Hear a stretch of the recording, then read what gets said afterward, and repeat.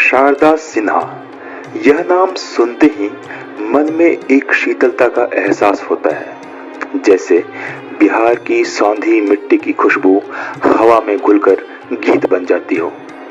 1 अक्टूबर 1952 को बिहार के सुपौल जिले के हुलास गांव में जन्मी शारदा जी ने लोक संगीत को अपनी आत्मा का हिस्सा बना लिया। उन्होंने मैथिली, भोजपुरी और मगही में ऐसे गीत गाए कि हर शब्द जीवंत हो उठा और छठ पूजा के गीत तो जैसे उनके स्वर में अमर हो गए। बिहार के लोग उन्हें प्रेम से बिहार कोकिला कहते थे और क्यों न कहते, उनके सुरों में जो मिठास थी वह सीधे दिल में उतरती थी। शारदा जी का संगीत केवल मनोरंजन का साधन नहीं बल्कि बिहार की संस्कृति का संवाहक भी था। उनके गीतों में मानो माँ गंगा की लहरों का संगीत और खेतों की मिट्टी की महक मिलकर एक दिव्य धुन में बदल जाती थी। उनके गीतों ने न जाने कितने पर्वों और समारोहों को जीवन दिया।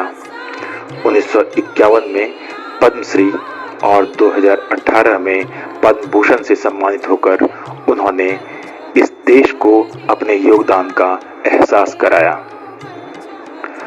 अक्टूबर 2024 में जब उनका स्वास्थ्य बिगड़ गया तो उन्हें दिल्ली के एम्स में भर्ती कराया गया, जहां वे कई वर्षों से मल्टीपल मायलोमा का इलाज करवा रही थी। शारदा सिन्हा का निधन छठ महापर्व के पहले दिन नहाय खाए के अवसर पर 5 नवंबर 2024 को हो गया। यह संयोग बहुत गहरा और भावनात्मक है, क्योंकि शारदा जी की आवाज में गाए छठ गीत हर वर्ष इस पर्व को जीवंत बनाते थे। उनके गीतों में छठी मैया के प्रति जो श्रद्धा, भक्ति और प्रेम था, उसने हर छठ पर्व को एक विशेष महत्व दिलाया। नहाए खाए से ही छठ पूजा की शुरुआत होती है और उसी दिन इस महान लोक गायिका का जाना जैसे हर भक्त के लिए एक व्यक्तिगत क्षति की तरह है। बिहार और पूरे भारत में छठ मनाने वाले लोगों के लिए यह समाचार किसी धक्के से कम नहीं है।